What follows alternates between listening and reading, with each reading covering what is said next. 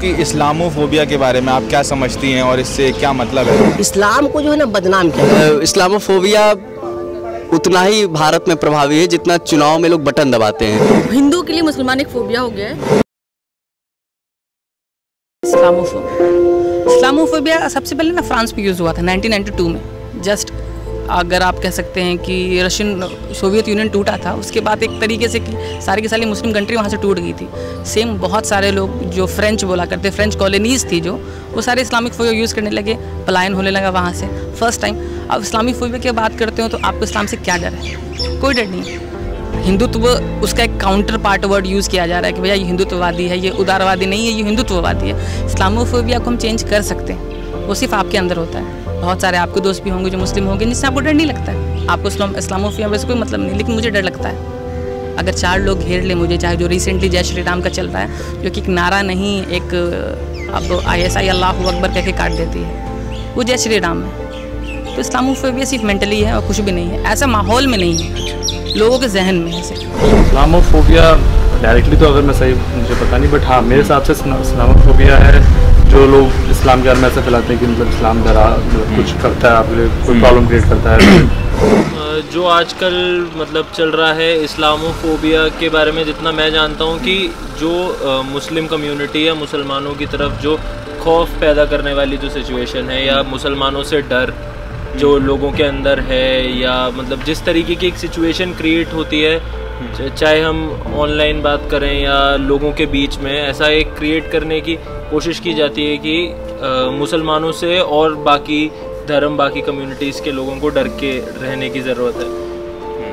Islamophobia तो as मैंने पहली बार सुना है, बट मैं वर्ड से जितना समझ पा रही हूँ उसका मतलब यही होगा कि हम मुस्लिम लोगों के साथ कितना सेफ आई थिंक फील करते हैं, या उनको देख के हमको कैसी फीलिंग आती है।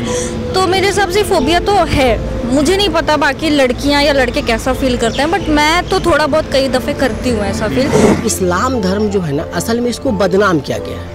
ठीक है, आप जब इस धर्म का मुताला करेंगे, ख़ासतौर से कोई भी एज ए इंडियन, हर एक इंसान को हर धर्म को पढ़नी चाहिए। मैं मुसलमान हूँ तो मुझे भी हिंदू धर्म या फिर सिख धर्म है, ईसाई धर्म है, हम पढ़ते हैं, उसके बारे में हम जानकारी रखना चाहते हैं, क्योंकि वो हमारे भाई है। इंडियन है तो हमारे भाई है, क्योंकि हिंदुस्तान किसी एक धर्म की वजह से नहीं है। ये एक मुहावरा है, ऐसा कहा जाता है कि भाई चमनिस्तान है यहाँ, है ना, हर तरह के फूल इस बाग में आपको मिल जाएंगे, चमन है।